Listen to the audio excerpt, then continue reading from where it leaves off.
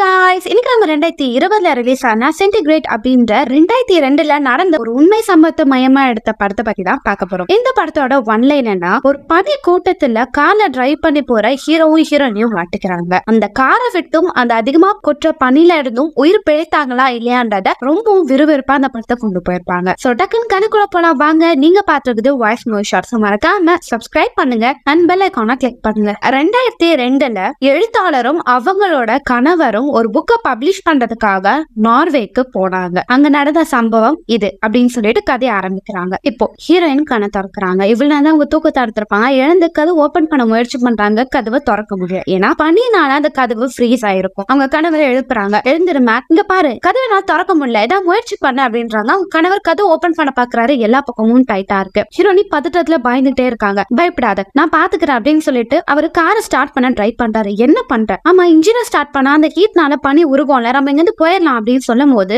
அந்த கீ உள்ள போடுறாங்க. ஆனா கார் ஸ்டார்ட் ஆகல. சரி, இது வேற ஏதாவது வழி பாக்கலாம்னு சொல்லிட்டு பின்னாடி இருக்கிற கதவெல்லாம் ஓபன் பண்ண முயற்சி பண்றாரு. ஆனா அவரால் ஓபன் பண்ண முடியல. இதெல்லாம் பார்த்த ஹீரோனுக்கு கோவமா வருது. நான் நேத்தே சொன்னல காரை நிறுத்தாம ஓட்டிட்டு போலாம், நீதான் இருட்டா இருக்கிற, நம்ம கொஞ்ச நேரம் தங்கிட்டு போலாம்னு சொன்னேன். இப்ப பாத்தி அந்த பனி கூட்டத்துல நம்ம மாட்டிக்கிட்டோம். இப்ப நம்மள யார் காப்பாத்துவான்னு சொல்லி ஹீரோனி கத்திக்கிட்டே இருக்காங்க. ஒரு நிமிஷம் சைலண்டா இருக்கியா, நான் யோசிக்கணும். இப்ப ஹீரோனி எங்கிட்ட மொபைல் இருக்கு, சிக்னல் ஏதாவது வருதான்னு பார்த்தேன்னு சொல்லி பாப்பாங்க. சிக்னல் கிடைக்காது. அது மட்டும் நம்ம போன்ல பேட்டரியும் கம்மியா இருக்கு. ஹீரோ இங்க கூட நான் பாக்குறேன்னு பாப்பாரு. பேட்டரி கம்மியா இருக்கு, இப்போதைக்கு அதை யூஸ் பண்ணாம சேஃப்டியா வையே, நமக்கு எமர்ஜென்சினா அதை யூஸ் பண்ணிக்கலாம் அப்படின்றத சொல்றாரு. இப்ப ஹீரோன்னு அடுத்தது என்ன பண்றது, எனக்கு பயமா இருக்கு மேட், ஏதாவது பண்ணு அப்படின்னும் போது சரி ஓகே மேப்பை கூட நம்ம இப்ப எங்க இருக்கோம்னு பாக்கலாம்னு சொல்லிட்டு செக் பண்ணும் போது நம்ம ஹோட்டலுக்கு கிட்டதான் நிறுத்தி இருக்கோம். இங்க வந்து கொஞ்சம் தூரம் தான் ஹோட்டல், கண்டிப்பா யாராவது வருவாங்க, காப்பாத்த வாய்ப்பு இருக்கு அப்படின்றத ஹீரோ சொல்றாரு. அது மட்டும் இல்லாம இந்த கார் நம்ம எடுத்துட்டு வரும்போது சில திங்ஸ் இதுல இருந்தது, நான் அதை செக் பண்ணேன்னு சொல்லிட்டு அங்க இருந்து உணவு கிளாத் எல்லாமே எடுத்து தராரு. ஹீரோனி பசிக்குதுன்றாங்க. அவங்களுக்கான சாண்ட்விட்சை கொடுக்குறாரு. எனக்கு கால் வலிக்குது, நாங்க வரேன் அப்படின்னு சொல்லும் போது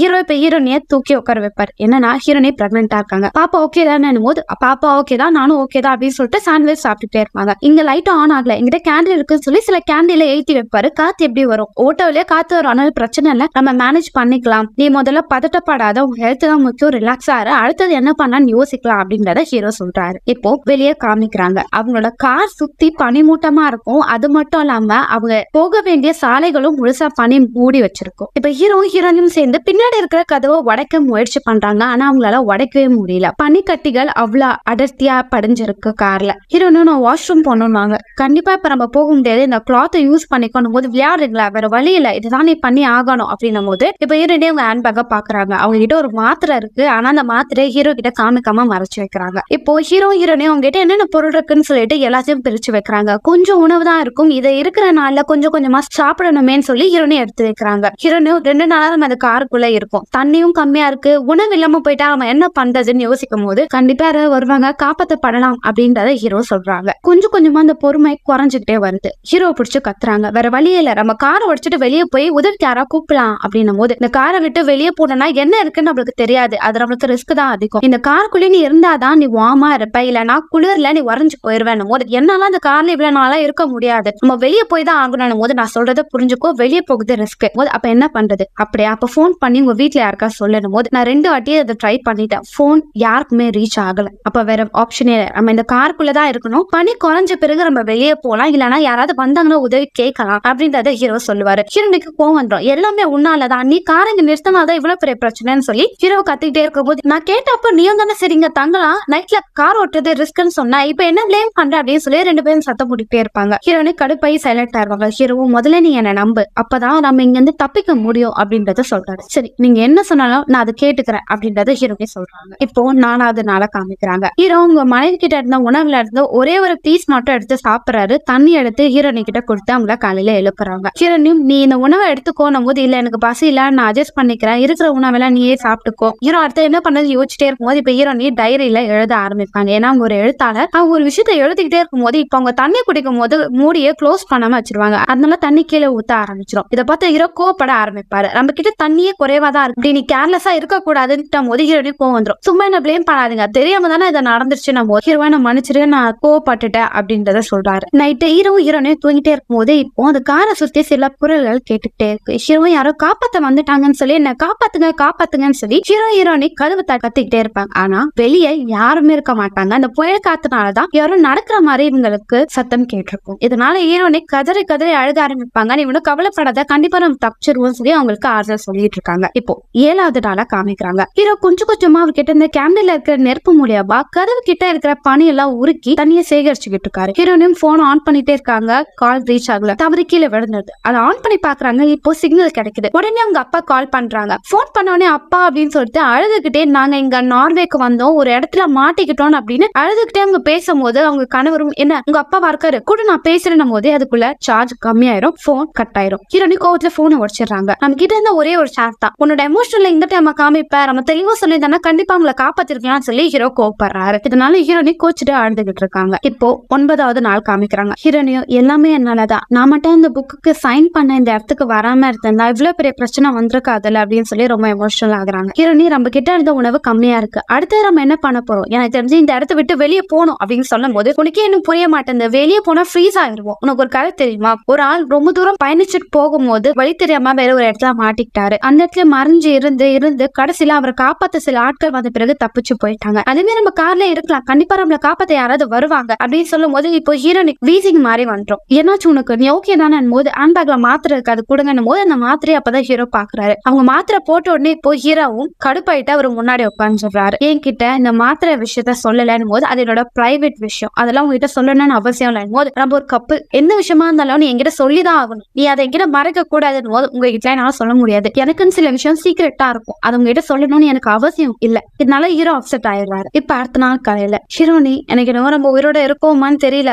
சாகிறதுக்கு முன்னாடி ஒரு லெட்டர் எழுதலாம் போது தயவு செஞ்சு ஒரு விஷயம் சொல்லாது, நம்மளுக்கு ஒண்ணு இல்ல, நம்ம தப்பிச்சிடலாம் அப்படின்னு சொல்லும் போது, நீ ஒரு புக்கு எழுதினால அந்த புக்கோட கதை என்ன, அதை சொல்லு நான் கேட்கறேன் அப்படின்னும் போது, அந்த புக்கை ஒரு லேடி வாஷ்ரூம்ல மாட்டிக்கிட்டாங்க. அவங்க அந்த இடத்த விட்டு தப்பிக்கிறதுக்காக கத்துனாங்க. அவங்க கத்துற சத்தம் பக்கத்துல இருக்கிற எல்லாருக்கும் கேட்டது. ஆனா அவங்க பைத்தியம் போல கத்து அப்படின்னு சொல்லி கண்டுக்கல. கடைசியில அவங்களை யார் காப்பாத்தினா, அவங்க உயிரோட இருந்தாங்களா அப்படின்னு ஹீரோ கேட்கும் போது, கடைசியில வீட்டோட ஓனர் வாடகை காசை வாங்க வரும்போது அவங்க பாத்ரூம்ல இருந்ததை பார்த்தாரு. அதுக்கு அடுத்தது அவங்க உயிரோட இருந்தாங்களா, அவங்க உயிரோட தான் இருந்தாங்க, ஆனா ஹவுஸ் ஓனர் அவங்கள வீட்டை விட்டு வெளியே தொலைச்சிட்டாரு. இந்த கதையை ஏன் சொல்லும் போது ஹீரோ சிரிப்பாரு. இப்ப நம்ம வாழ்க்கையும் சிரிக்கிற நிலைமையில தான் இருக்கு, இந்த மாதிரி ஒரு பைத்தியத்துக்கிட்ட நான் மாட்டிக்கிட்டேன், இங்க இருந்து நம்மளால தப்பிக்கவே முடியல அப்படின்னும் போது ஹீரோ சைலண்ட் ஆயிடுறாரு. இப்போ அங்க சாலையில கொட்டப்பட்ட பனியெல்லாம் சரி செய்யறதுக்காக ஒரு பெரிய ட்ரக் வரும். அந்த ட்ரக்கோட சத்தத்தை கேட்ட ஹீரோவும் ஹீரோனையும் காப்பாத்துங்கன்னு சொல்லி கதவு தட்டி சத்தம் விடுறாங்க. அங்க அந்த ட்ரக் பனி எல்லாத்தையும் தள்ளிக்கிட்டே போகுது. இப்ப அந்த பனி நிறைய மூடப்பட்ட கார்ல இன்னும் அதிகமாவே மூடிடும். இவங்க கத்துற சத்தமும் உங்களுக்கு கேட்காத அவங்க அங்கிருந்து போயிடுறாங்க. இதனால ஹீரோ ரொம்ப கோவப்படுறாரு. காரை போட்டு பயங்கரமா உடைக்கிறாரு, கத்துறாரு. ஹீரோனும் பொறுமையாரு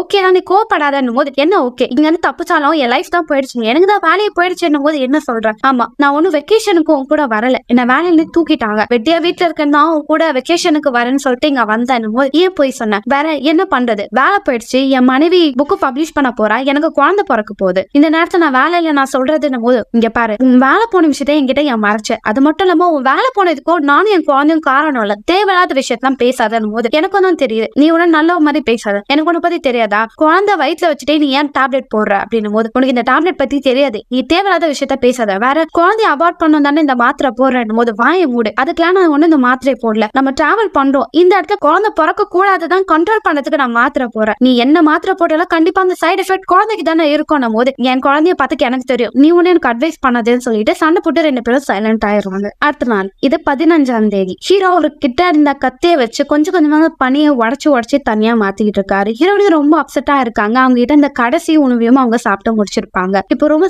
டயர்டா இருக்கு, அவங்க நகர முடியல, அவங்களுக்கு குழந்தை பிறக்கிற மாதிரியே தோணுது. ரொம்ப சைலண்டா இருக்காரு. ஹீரோ என்ன ஆச்சு, நீ ஓகே பண்ணும்போது ஓகே தான் அப்படின்னு சொல்றாங்க. இப்போ நைட் தூங்கிட்டே இருக்கும் போது ஹீரோனிக்கு பயம் வந்து இந்த இடத்த விட்டு போனோம்னு சொல்லி கண்ணாடி உடைக்க முயற்சி பண்ணாங்க. ஹீரோ இல்ல நீ பண்ணக்கூடாது, தப்பு பண்ணாதுன்னும் போது ஹீரோ தள்ளி விட்டுட்டு அந்த கண்ணாடியை பயங்கரமா உடைச்சிடுறாங்க. என்னாச்சு உனக்கு பொறுமையா நான் உனக்கு ஹெல்ப் பண்றேன் போது, குழந்தை அசைவே இல்ல, எனக்கு பயமா இருக்கு, நான் இந்த இடத்த விட்டு போகணும், என்ன விடு அப்படின்றாங்க. இரு ஒண்ணும் இல்ல, எல்லாமே ஓகே ஆயிரும் சொல்லி கொஞ்சம் தண்ணியை கொடுத்துட்டு அவங்கள காம் டவுன் பண்ணுறாங்க. இப்போ கொஞ்சம் கொஞ்சமா அவங்களுக்கு குழந்தை பிறக்கக்கூடிய வழி வருது. இல்ல எனக்கு இப்ப குழந்தைய பிறக்க வேண்டாம், இப்ப வேண்டாம் அப்படின்னும் போது, இங்க பாரு வேற ஆப்ஷன் இல்ல, இப்பதான் குழந்தை பிறக்க போது, நம்ம பாத்துக்கலாம் அப்படின்னு சொல்லிட்டு இப்போ அந்த குழந்தை பிறக்கிறதுக்கான முயற்சி அவங்க பண்றாங்க. குழந்தையும் ஹெல்த்தியா நல்லபடியா பிறக்குது. இப்போ 17ஆம் நாளா காமிக்கிறாங்க. ஹீரோ கிட்ட உணவு இல்ல, ஹீரோனி ரொம்ப டயர்டா இருக்காங்க, குழந்தை அழுதுகிட்டே இருக்கு. ஹீரோவும் உடனே இந்த இடத்த விட்டு தப்பிக்க முயற்சி பண்ணணும்னு சொல்லிட்டு அவரோட கையை வச்சு அந்த பனிக்கட்டிகளை கொஞ்சம் கொஞ்சமா உடைக்க முயற்சி பண்ணிட்டே இருக்காரு. அப்படி பண்ணிட்டே இருக்கும் போது அவர் கையில அதிகமா காயம்படுது, கோல்டும் புடிச்சுக்குது. கொஞ்சம் கொஞ்சமா குளிர் காத்து காருக்குள்ள வந்துகிட்டே இருக்கு. அவங்களால அந்த குளிர்ல தாங்க முடியல, குழந்தை அழுதுகிட்டே இருக்கு. ஹீரோவும் அந்த பனிக்கட்டையை உடைச்சுக்கிட்டே இருக்காரு. இப்போ அவரும் அவர்கிட்ட இருந்த அந்த கோட்டை கழட்டி குழந்தைகிட்ட கூட நான் பாத்துக்கிறேன் என்ன அப்படின்னு சொல்லிட்டு பனிக்கட்டிய கொஞ்சம் கொஞ்சமா உடச்சுக்கிட்டே இருக்காரு. அவருக்கு தலைவலிக்குது, கோல்டு அதிகமாயிட்டே இருக்கு. இப்போ நைட் அவங்க அப்படியே தூங்கிடுறாங்க. அடுத்த நாள் காலையில இரண்டு எழுந்துக்கிறாங்க. ரொம்ப டயர்டா இருக்குங்க அப்படின்னு சொல்லும் போது அவங்க கணவர்கிட்ட இருந்து பதில் வரல.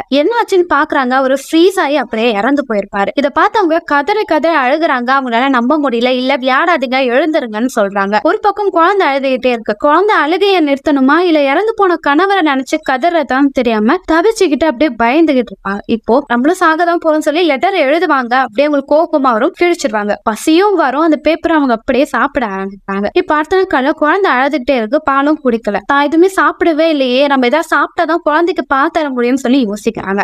அவங்க வயிற்றுல இருந்து எடுக்கப்பட்ட சதைகள் அவங்க பாப்பாங்க. இதை சாப்பிட்டாதான் குழந்தைக்கு பாத்தர முடியும்னு சொல்லிட்டு அருவருப்பா இருந்தாலும் அட்ஜஸ்ட் பண்ணி அதை சாப்பிடுவாங்க. குழந்தைக்கு பாலும் கொடுப்பாங்க. இப்ப கொஞ்சம் கொஞ்சமா அவங்க உடம்பு ரொம்ப வீக் ஆயிட்டே இருக்கு. அவங்களால ஒன்னும் பண்ண முடியல. அவங்க கணவரோட சடலத்துக்கு பக்கத்துல பார்த்துட்டு நானும் உங்க கூட தான் வரப்போறோம், உங்களை சந்திக்க போறேன் அப்படின்னு சொல்லி பேசிட்டே இருப்பாங்க. அப்படியே கொஞ்சம் கொஞ்சமா நாட்கள் போயிட்டே இருக்கும். இப்போ கார் வர சத்தம் கேட்கும். அவங்களும் கார்காரங்க வராங்க சொல்லிட்டு அங்க இருக்கிற பனியெல்லாம் தட்டி தட்டி என்ன காப்பாத்துங்க காப்பாத்துங்கன்னு கத்துவாங்க. அவங்க தட்டிக்கிட்டே இருக்கும்போது கையில இருந்து ரத்தம் ஊத்திக்கிட்டே இருக்கும். ஆனா அந்த கார்காரங்க அங்க இருந்து போயிருவாங்க. அவ்வளவுதான் நம்ம வாழ்க்கை, வேற ஒன்னும் பண்ண முடியாதுன்னு சொல்லி ரொம்ப அப்செட் ஆயிருவாங்க. அப்படி ஒரு நாள் தூங்கிட்டே இருக்கும்போது இப்போ தண்ணி சொட்ட சத்தம் கேக்குது. எங்க இந்த தண்ணி சொட்ட சத்தம் கேக்குதுன்னு பார்த்தா இப்போ வெயில் காலம் ஆரம்பிச்சனால பனிகள் எல்லாம் உருக ஆரம்பிக்குது. அவங்க பனி இப்படி தட்டுவாங்க, அது உடஞ்சு விழுந்துரும். பாப்பா நம்ம தப்பிக்க போறோம் அப்படின்னு சொல்லிட்டு அவங்க பொருள் எல்லாம் எடுத்து வச்சுட்டு இங்க வந்து போக போறோம்னு சொல்லிட்டு அவங்க கணவரை நான் போறேங்க அப்படின்னு சொல்லிட்டு அவங்க குழந்தைய தூக்கிட்டு அந்த பனியை உடைச்சிட்டு கீழே குதிக்கிறாங்க. நடந்து போறாங்க, வலி ஃபுல்லா வலிக்கிட்டே இருக்க அவங்க தவறி கீழே விழுந்துறாங்க. பாப்பா கொஞ்ச நேரம் பொறுத்துக்கும், நம்ம ரெண்டு பேரும் இங்க வந்து போயிடலாம் சொல்லி நடந்து போறாங்க. குழந்தை அழுதுகிட்டே இருக்கு. அவங்களுக்கு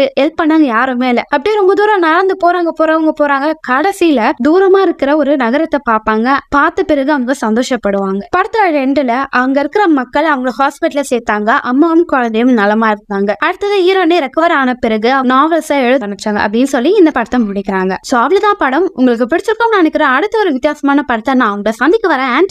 பாய்.